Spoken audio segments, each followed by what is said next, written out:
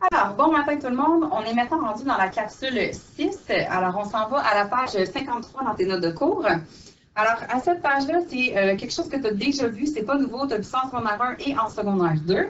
Alors, ce dont on parle là-dedans, ce sont les modes, pas les modes, c'est-à-dire les types de variables.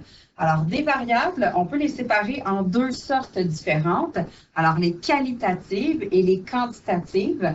Alors, je te rappelle que les qualitatives, quali, ça veut dire des qualités. Donc, ça veut dire que ce sera des mots.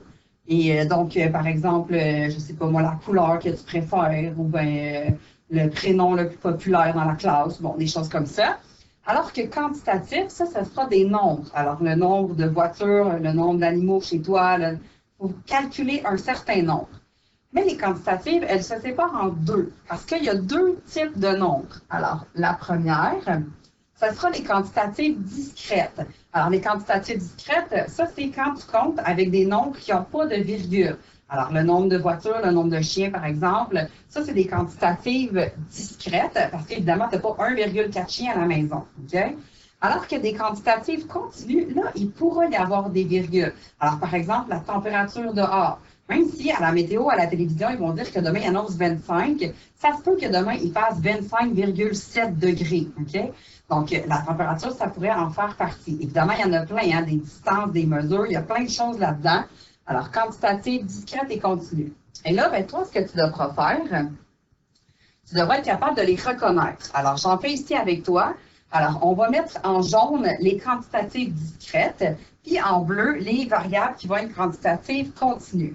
Alors, on regarde le premier. Alors, ils veulent considérer la relation entre l'allocation de Julie puis le nombre de revues qu'elle peut acheter. Alors, il faut, première des choses, que tu remarques là-dedans, c'est quoi les variables? Qu'est-ce qu'on compte là-dedans? Alors, la première, c'est l'allocation de Julie. Ça, c'est combien d'argent ses parents vont lui donner. Puis, la deuxième variable, c'est le nombre de revues qu'elle peut acheter. Alors, ça, c'est les deux variables qu'il y a. Maintenant, il faut réfléchir. Est-ce que c'est des quantitatives discrètes? Donc, est-ce qu'il n'y a pas de virgule là-dedans? Ou bien des quantitatives continues? Donc, il peut y en avoir des virgules. Alors, l'allocation de Julie, est-ce qu'elle peut avoir de l'argent avec un certain nombre à virgule? Par exemple, est-ce que ses parents pourraient lui donner 5 et 15? Oui, c'est bizarre un peu, mais ses parents pourraient quand même lui donner ça. Alors, si tu prends ton marqueur ou ton surligneur, alors, l'allocation de Julie, c'est quelque chose que je vais mettre en bleu parce que c'est continu. Il peut y avoir des virgules. Maintenant, le nombre de revues. Est-ce que ça, c'est possible d'aller acheter 6,17 revues? Ça ne fonctionne pas. Donc, ça, c'est quantitatif discret. Alors, on va la mettre en jaune parce qu'évidemment, tu ne peux pas en acheter, là, virgule quelque chose. Je fais le deuxième avec toi. Alors, on veut maintenant là-dedans la relation avec la vitesse d'une voiture puis la distance qu'elle parcourt. Alors, ça, ce sont nos deux variables. Et là, on va réfléchir comme tout à l'heure. Est-ce que la vitesse, je peux avoir des nombres à virgule là-dedans? Oui, on peut rouler à une vitesse, mettons 100,17 sur l'autoroute. Okay? Évidemment, le compteur là, sur la voiture ne va pas nécessairement l'écrire, mais on pourrait rouler à cette vitesse-là. Donc, la vitesse, on va la mettre en bleu parce que c'est quantitatif continu. Maintenant, la distance qu'elle va parcourir la voiture, est-ce que la distance, ça peut être un nombre à virgule? Oui, on peut faire 6,7 km. Donc, la distance qu'elle parcourt, c'est une variable qui est continue. On fait maintenant le troisième. Alors, la relation avec le nombre de pages qu'il y a dans un livre, puis l'épaisseur du livre. Alors, les deux variables là-dedans, si tu les as reconnues déjà, tant mieux. Alors, la première, le nombre de pages qu'il y a dans le livre, puis la deuxième, ça va être son épaisseur. Donc, combien il y a de pages dans un livre? Est-ce que c'est quantitatif discret ou quantitatif continu? Évidemment, dans un livre, là, il n'y a pas de demi-page. Ça peut être imprimé juste la moitié de la page, mais la page est là au complet. Donc, on va le mettre en jaune parce que c'est une variable qui est discrète. Il y a un nombre de pages, là, il n'y a pas de virgule là-dedans. L'épaisseur maintenant du livre, est-ce que ça se peut que l'épaisseur du livre, ça soit, je ne sais pas, 2,7 cm? Ça se pourrait. Alors, on va le mettre en bleu parce que c'est une variable qui est continue. Il peut y avoir des virgules, ça peut changer avec virgule quelque chose si on rajoute quelques pages à l'intérieur. L'avant-dernier. Alors, on a de la peinture pour peinturer. Là, on dit qu'un litre de peinture, c'est pour utiliser sur une surface de 10 mètres carrés. Donc, si j'ai un gallon, je peux peinturer 10 mètres carrés. Et là, on me dit la relation entre la quantité de peinture qui est nécessaire puis l'air de la surface. Évidemment, plus j'ai grand à peinturer, bien, plus j'ai besoin de peinture. Mais est-ce que la quantité de peinture, c'est une variable qui est discrète ou continue? Bien, ce sera une variable qui est continue. Hein? Je peux acheter 4,17 litres peut-être de peinture. Et si je ne peux pas l'acheter, mettons que je suis obligée d'acheter 4 litres de peinture, est-ce que je peux en utiliser 3,62? Ça se peut, hein? Donc, il veut y avoir des nombres à virgule là-dedans. Maintenant, l'air. Alors, le mur que je veux peinturer, est-ce que l'air de ce mur-là, ça pourrait-tu être des nombres à virgule? Ça se pourrait. Donc, c'est une variable qui est continue. Le dernier, alors, elle invite des amis pour souper. Et là, on veut savoir le nombre de jus qu'elle doit acheter selon le nombre de personnes qu'il va y avoir à son anniversaire ou à son souper. Alors, les deux variables, bien évidemment, le nombre de jus qu'elle doit acheter, puis le nombre de personnes qui sera présent. Alors, le nombre de jus, est-ce que ça, c'est une variable qui est quantitative discrète ou continue? Bien, moi, je trouve que cette question-là est un peu un petit piège parce que ça va dépendre. Hein? Si elle achète des boîtes de jus, bien, ça va être une boîte, deux boîtes, trois boîtes. Donc, ça sera des variables qui seront quantitatives discrètes. Mais si elle achète un gros pichet de jus, puis là, elle sert des verres de jus aux gens, et là, ça se peut que les verres de jus, il y ait virgule quelque chose litre de jus dedans. Mettons qu'on dit qu'elle achète des petites boîtes de jus, c'est plus facile à distribuer. Donc, si elle achète des petites boîtes de jus, bien, ça veut dire que la quantité, elle sera discrète. Hein? Une boîte de jus, deux boîtes de jus. Puis maintenant, le nombre de personnes, bien, ça aussi, hein, c'est discret.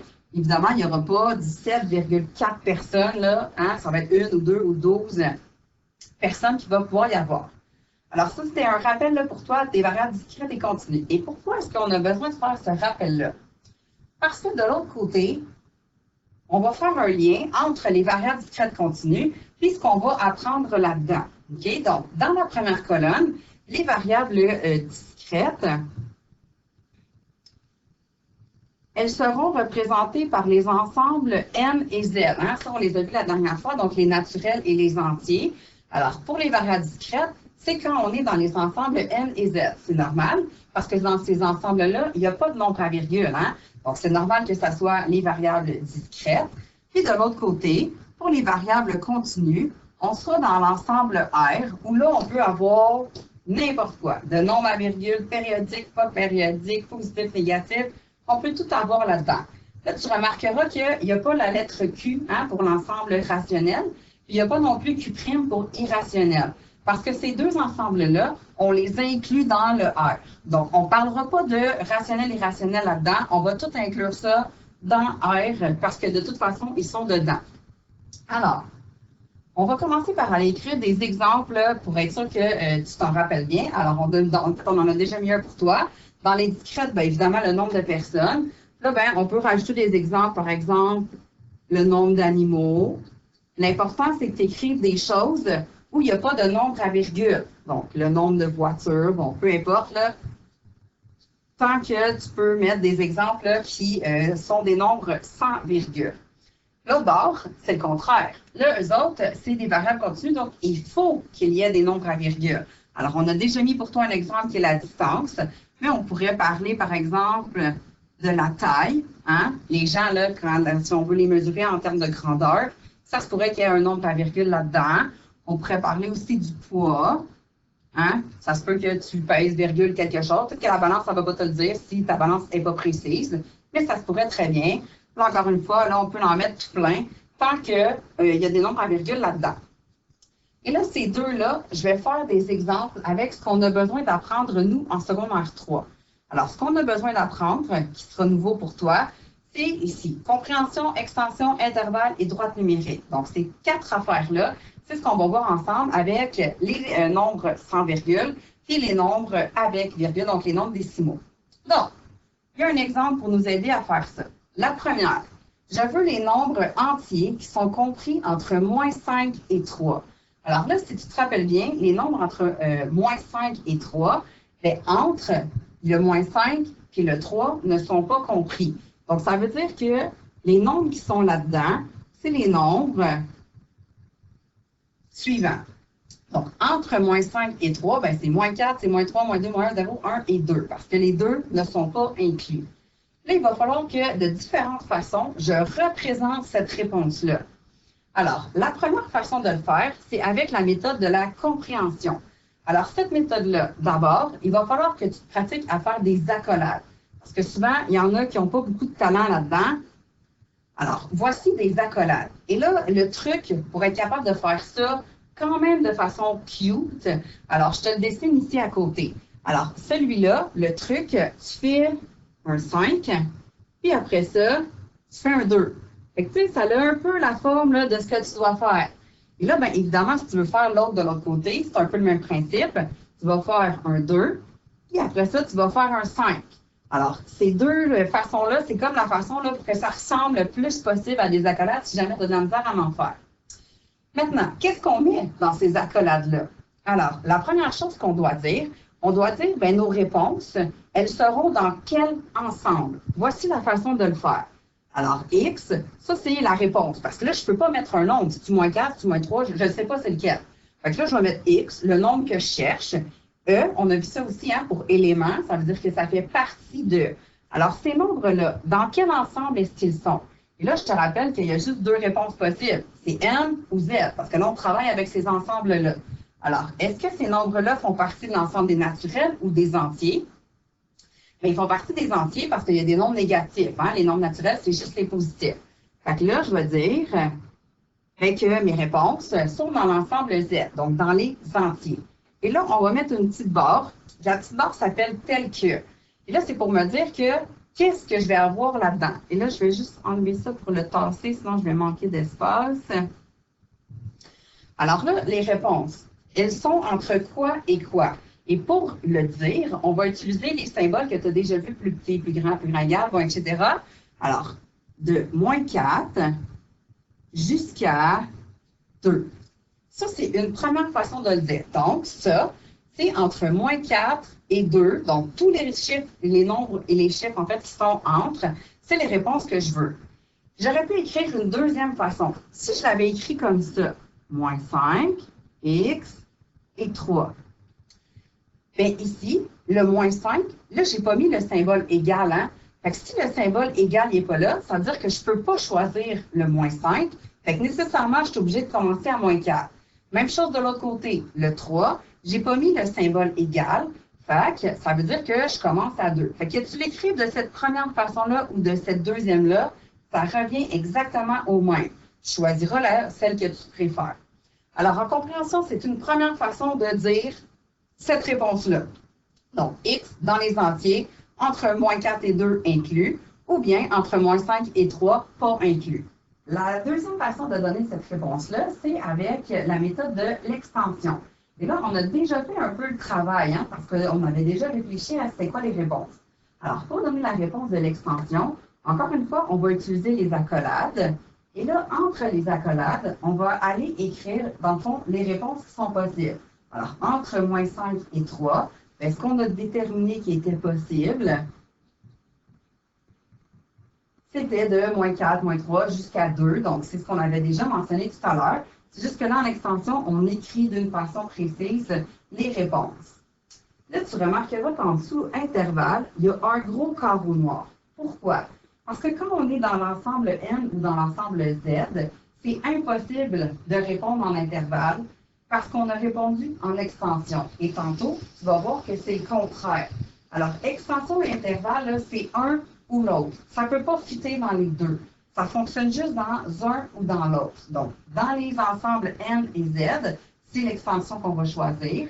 Puis, tu vas voir tout à l'heure que dans l'autre, ce sera intervalle. Et tu vas voir pourquoi est-ce que c'est un ou l'autre. Alors, je t'amène le dernier en bas, la droite numérique. Alors, dans la droite numérique, encore une fois, c'est une autre façon de représenter la réponse. Alors là, nous, ce qu'on veut, c'est représenter ça sur la droite numérique. Alors, la première chose qu'on va faire, bien évidemment, c'est graduer, hein, parce qu'il faut que je sache là, où est-ce qu'arrivent ces nombres-là. Alors, on a déjà fait la droite pour toi. Il reste juste à graduer. Alors, par exemple, si on gradue de cette façon-là, donc, moi, j'ai fait des petits lignes à chaque 2, puis j'ai fait des bonds de 2. Si toi, tu veux l'écrire à chacun, là, c'est correct aussi. Si je te montre au tableau, là, c'est trop petit, on verrait plus bien. Alors, là, ce que tu dois faire avec ça, c'est représenter quelles réponses sont possibles. Alors, j'ai une réponse possible à moins 4. Au-dessus de moins 4, je vais faire un point pour dire la réponse moins 4, elle est acceptée. Ensuite, je fais la même chose avec moins 3, avec moins 2, avec moins 1, avec 0, avec 1 et avec 2. Donc, tout ça, ce sont les réponses qui sont acceptées dans cet exemple-là, où on voulait quelque chose entre moins 5 et 3. Donc, je fais un point au-dessus de chacun. Donc, ça, c'est les réponses sous la forme de la droite numérique. Maintenant, je recommence tout ça, mais cette fois-ci, je vais utiliser un autre exemple. C'est l'exemple sera dans l'ensemble des R, donc des réels. Alors, je veux les nombres réels qui sont supérieurs à 8. Alors, encore une fois, pour la compréhension, on va utiliser les accolades. La première chose qu'on va dire, c'est dans quel ensemble est-ce qu'on est. Alors, on m'a dit les nombres réels. Alors, nécessairement, je devrais dire que les réponses, elles seront dans les ensembles R, donc dans les réels. Et ensuite, je vais écrire avec les plus petits et plus grands, donc en inéquation. Je devrais dire supérieur à 8. Hein? Vous en avez travaillé là, dans les pages avant, là, les supérieurs, inférieurs et tout ça. Alors, supérieur à 8, comment est-ce qu'on fait pour écrire ça? Eh bien, le symbole qu'on doit utiliser, c'est le symbole plus grand. Alors, x est plus grand que 8, donc supérieur à 8. Là, ça va jusqu'à combien? Ben, jusqu'à l'infini, hein, ça ne s'arrête jamais. C'est pour ça qu'on dit juste plus grand que 8. Ensuite, là, tu vas voir. Pourquoi est-ce que le carreau expansion, on ne fait pas ça, puis qu'on s'en va faire intervalle? Parce que supérieur à 8, ça pourrait être 9, 10, 11, 12. Mais là, on est dans les ensembles, en fait, dans l'ensemble R. Hein? Donc, dans le réel, là, ça peut être ici en virgule, donc 8,1, 8,2. Est-ce que je suis pour écrire tout ça? Ça serait bien trop long, hein? Là, ça, c'est juste pour les 8. Après ça, les 9, 9,1. Fait que là, ça serait beaucoup trop long. Fait qu'on ne peut pas les écrire comme on a fait ici. Fait que c'est pour ça qu'on va aller faire plutôt intervalle. Là, quand on arrive dans l'intervalle, on va utiliser ce qu'on appelle les crochets. Alors, il y a différents types. Il y en a qui vont être comme ça, il y en a qui vont être comme ça, des fois, ils vont être comme ça, et le dernier. Alors, c'est les 4 possibilités qu'on a quand on veut utiliser les crochets. Je vais te montrer comment ça fonctionne. Première des choses, ici, supérieur à 8. On a dit que ça veut dire que ça commence à 8 pas inclus. Donc, ça commencera à 8,0 quelque chose. Là, bien, ça veut dire que ça va jusqu'à combien? Bien, jusqu'à l'infini. Donc, ici, je vais écrire de 8 jusqu'à... Et là, le symbole de l'infini, c'est un 8, mais couché. Alors, ça veut dire de 8 jusqu'à l'infini. Là, une fois que j'ai écrit ça, là, il faut que je réfléchisse à mes crochets. Les crochets, ça va dépendre de quel sens ils sont. Lorsque le crochet est vers l'intérieur, alors par exemple, ce crochet-là est vers l'intérieur, celui-là est vers l'intérieur, celui-là et celui-là. Ça, ce sont des crochets qu'on appelle vers l'intérieur. Ça veut dire quoi? Ça veut dire que la réponse que j'ai écrite à côté, donc le chiffre qui est à côté, ça veut dire qu'il fait partie de ma réponse. Alors que quand je prends celui-là, celui-là, celui-là et celui-là, ça, ce sont des crochets vers l'extérieur. Et ça veut dire que la réponse que j'ai mise à côté ne fait pas partie de la solution. Alors ici, là, le 8. Est-ce que le 8 fait partie de la réponse? Est-ce que je peux choisir le 8? Non, hein, parce qu'il n'est pas égal. Fait que s'il n'est pas dedans, ça veut dire qu'il faut que je prenne le crochet qui est à l'extérieur, donc c'est exclu. Alors, le crochet qui est à l'extérieur, c'est celui-là. Hein, celui-là, il est vers l'extérieur. Donc, c'est lui ou lui. Je ne sais pas encore c'est avec lequel qui va être associé, mais je sais que c'est lui ou lui, parce que c'est vers l'extérieur, le 8 ne fait pas partie de la réponse. Maintenant, l'infini, lui. Est-ce que l'infini, ça a une fin? Ça n'a pas de fin, hein? Ça continue tout le temps. Donc, puisque ça continue tout le temps, il n'est pas inclus non plus. Hein? Il ne fait pas partie de ma réponse parce que l'infini continue. Donc, il faut que je mette le crochet vers l'extérieur. Fait que j'ai choisi cette solution-là parmi les 4 que j'avais. Le 8 ne fait pas partie et l'infini non plus. Et là, ça, ce que ça me dit, c'est que 8 à l'infini, là, c'est tout.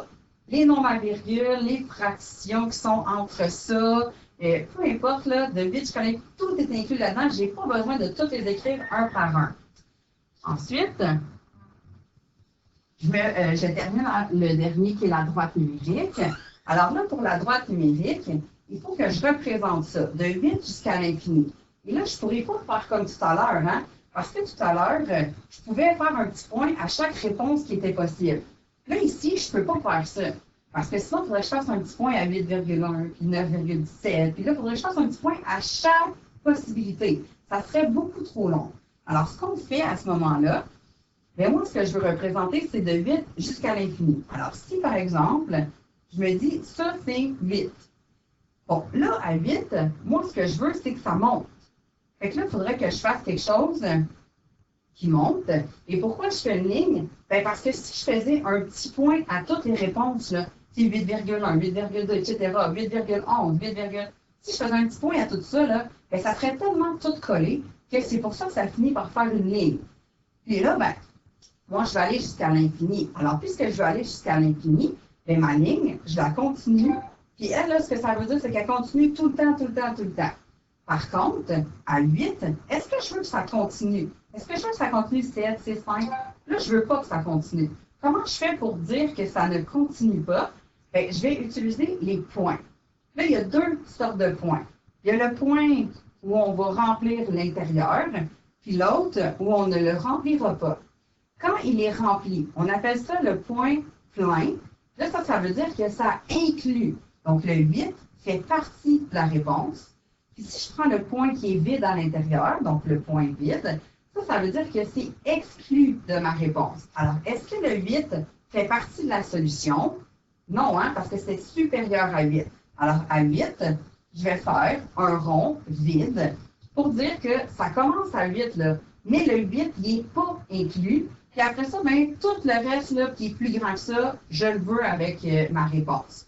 Donc, 8 exclu jusqu'à l'infini. Là, évidemment, c'est beaucoup de choses. Alors, on va aller se pratiquer, hein, évidemment, pour que tu deviennes meilleur. Alors, je t'amène dans la deuxième page. Et là, on va faire d'autres exemples avec toi. Sauf que ceux-là, ça va être avec des contextes, hein, les arbres, les mesures, bon, tout ça. Là.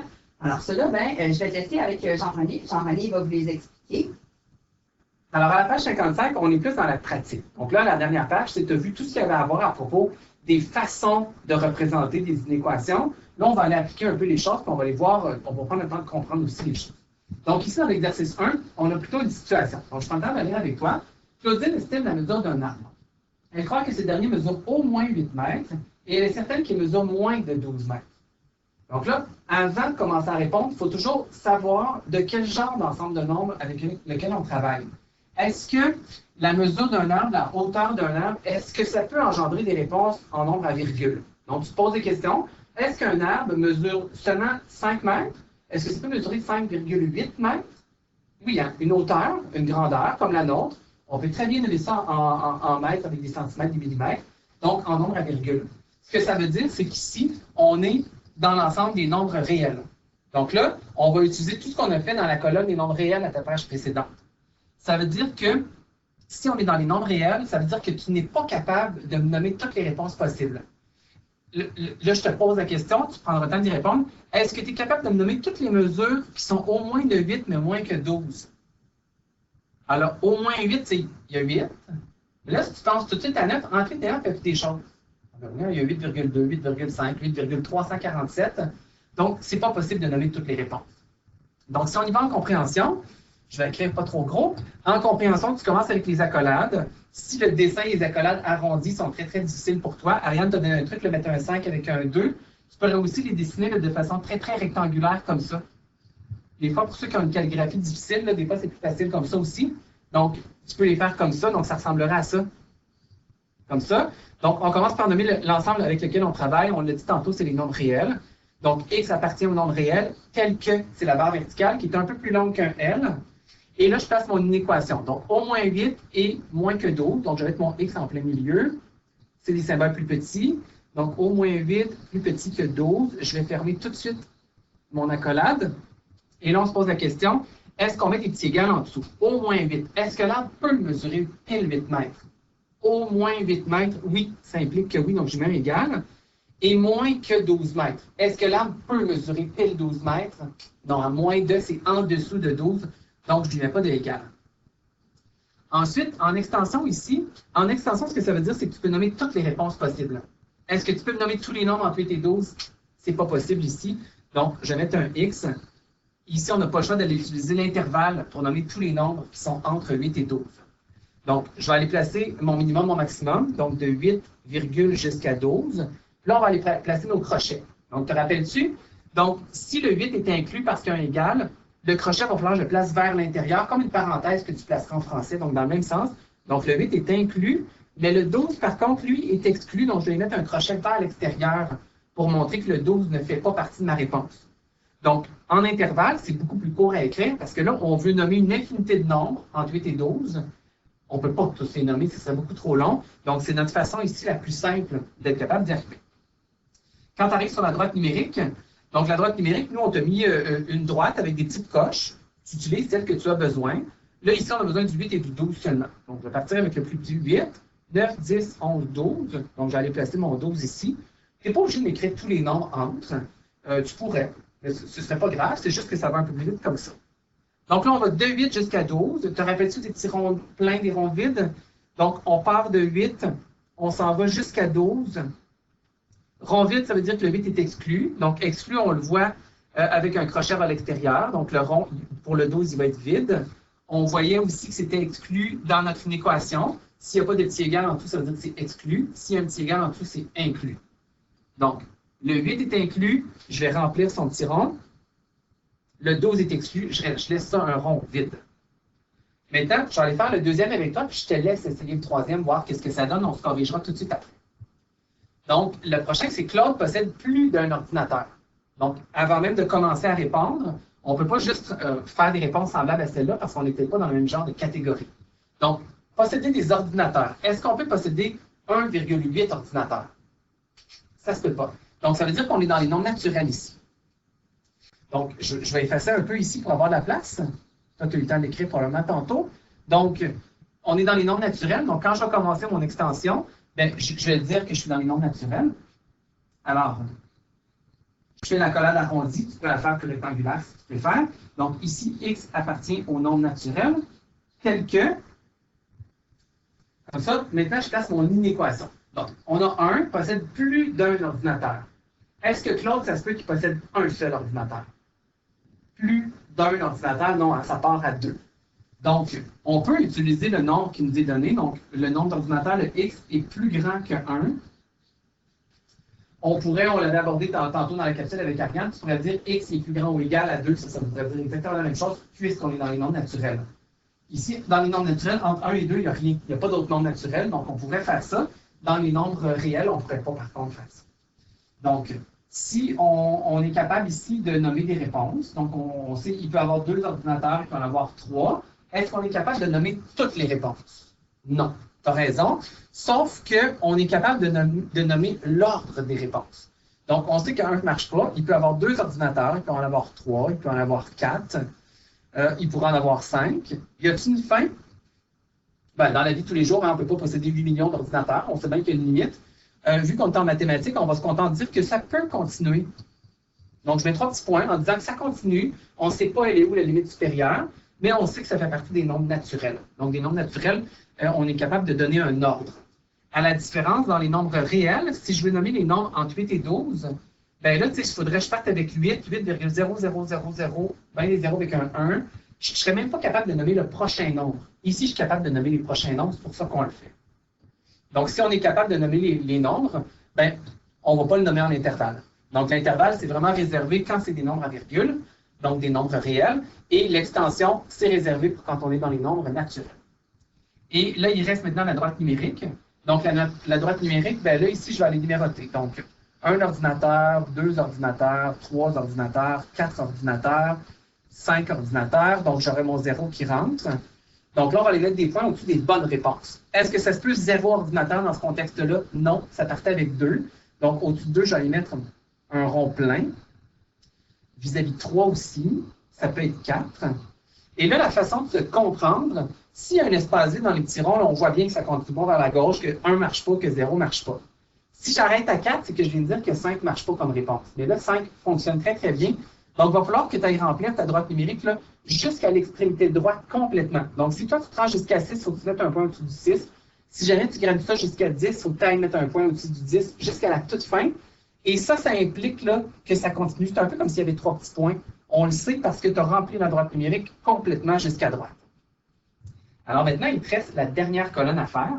Donc, la dernière colonne, tu l'as ici, Claudette estime la mesure x d'un côté d'un carré est plus grand ou égal à 4. Donc, je te laisse l'essayer, mets la capsule sur pause, essaie de faire ça, puis après ça, je vais aller le corriger tout de suite avec toi. Tu as eu le temps? Tu as essayé celui-là? Ça s'est bien passé? Alors, si on regarde, première chose, ici, le Claudette qui estime la mesure d'un côté, est-ce que ça peut être des nombres à virgule? Donc, est-ce que tu as mis n? Est-ce que tu as mis z ou tu as mis les nombres réels? Donc là, ici, ce serait les nombres réels. Hein. Ça se peut très bien que la mesure d'un côté soit 5,32 cm. Donc, ce n'est pas les nombres entiers, ce n'est pas les nombres naturels. Ce que ça veut dire, c'est qu'il faut que tu essaies de répéter l'expérience de la première colonne ici où on était dans les nombres réels aussi. Donc, en compréhension, les accolades, est-ce que ça se passe bien pour toi? C'est facile à faire? J'ai des noms en tête. Là. Des fois, c'est les gars là, qui ont de la misère à bien écrire avec la calligraphie. Donc, le mieux possible pour toi. Donc, ici, on est dans les nombres x appartient aux nombres réels tels que. Donc, ça, la première partie, elle se ressemble tout le temps. C'est toujours x appartient. Là, il faut que tu choisisses le bon ensemble, tel que la barre verticale, et que tu vas mettre ton équation. Donc, la mesure x est plus grand ou égal à 4. Donc, x est plus grand ou égal à 4. Avais-tu réussi? Est-ce que ça marche bien? Donc, là, ici, on avait textuellement le symbole. Là, ma question pour toi, c'est est-ce que je mets ça en extension? Est-ce que tu es capable de me nommer tous les nombres qui sont plus grands ou égaux à 4? Ou si tu vas plutôt en intervalle pour donner un minimum avec un maximum? Donc, on ne peut pas nommer tous les nombres qui sont plus grands ou égaux à 4. En fait, je pourrais juste te poser, peux-tu me nommer le nombre tout de suite après 4? Serais-tu capable de me le nommer? Non, hein? Tout de suite après 4, bien, il y a 4,00000, une infinité de 0 avec un 1 au bout. Donc, déjà, ça ne s'écrit même pas. Donc, on ne va pas les nommer, ces nombres-là, c'est sûr. Donc, plus grand ou égal à 4. Donc, ça veut dire que le 4 est inclus, donc mon crochet à l'intérieur. Ça commence à 4. Et plus grand que 4, plus grand ou égal, ça s'arrête où, ça? Ça va jusque où? Ça va jusqu'à l'infini. Donc, l'infini, on n'a pas abordé beaucoup ce symbole-là. Donc, c'est une espèce de petit vide couché comme ça. Donc, ça va de 4 jusqu'à l'infini. Et par convention en mathématiques, l'infini, on l'exclut toujours ou on ne met pas de crochet. Les deux fonctionnent. Donc, moi, je vais l'exclure ici. Je pense que c'est plus facile de toujours mettre des crochets pour ne pas se tromper. Mais tu pourrais ne pas mettre de crochet ici à la toute fin, puis ce serait correct aussi. Donc, quand c'est l'infini positif, on écrit juste l'infini. Et si ça devait être l'infini négatif, il faut l'écrire que c'est l'infini négatif. Donc, ça va arriver aussi des fois. Et il nous resterait la droite numérique. Donc, la droite numérique, quand c'est dans les nombres réels, c'est toujours plus vite. On a juste 4 comme nombre, donc je vais l'écrire en plein milieu, 4, comme ça ici. Et là, on s'en va dans les grands nombres. Donc, peut-être qu'on peut s'écrire d'autres nombres. Donc, il y aurait peut-être 6 ici, il y aurait 8. Juste avant, il y aurait 2, il y aurait 0. Donc, ça part à 4, le 4 est inclus. Donc, au-dessus du 4, je vais mettre un rond plein. Et là, on s'en va dans les grands nombres. Donc, dans les grands nombres comme 5, 6, 100, 1000, 10 000. Et on ne peut pas aller mettre un point sur chacun de ces nombres-là parce qu'il y en a beaucoup trop. Ben, en fait, ça fait une ligne. Donc, je fais une ligne. Et je la fais dépasser un peu de la flèche ici pour dire que cette affaire-là, ça continue jusqu'à l'infini. Donc, c'est notre façon de comprendre que les deux choses ici veulent dire exactement la même chose. Alors voilà, j'espère que ça se passe bien pour toi. On a quand même... c'est pas fini, là. Attends, la prochaine page, juste à toi de te pratiquer encore. Donc là, je ne t'aide pas pendant la capsule. Donc, à cette page-là, ici, ben, c'est vraiment de la pratique. Là, on a une page dans les notes de cours. Je le sais que c'est plus difficile. Tu vas sûrement lever la main pour que je vienne te voir ou que Marianne vienne te voir en classe. On va se pratiquer, on va essayer d'y arriver, puis on en a d'autres aussi à se pratiquer éventuellement pour être sûr que tu comprennes bien. Donc, tu as un exemple de fait à la première ligne. Donc, ici, tu as l'inéquation. Donc, des fois, c'est toi qui vas devoir la trouver. En compréhension avec les accolades, avec le symbole tel que. Tu as soit intervalle ou extension. Donc, en intervalle, tu peux peut-être te l'écrire à côté ici. Mais en intervalle, c'est avec des crochets. En extension, c'est avec des accolades. Donc, tu as les deux qui vont apparaître. Et finalement, tu as la droite numérique. Donc, la capsule se termine à ce moment-ci. Maintenant, c'est à toi de remplir cette page-là. Puis, je sais que c'est un peu plus difficile, donc c'est normal que tu aies des questions. Gêne-toi pas. Puis, on va peut-être le corriger à la fin de la capsule. Tu vas pouvoir vérifier si tu as une bonne réponse. Lâche pas, ça va bien aller.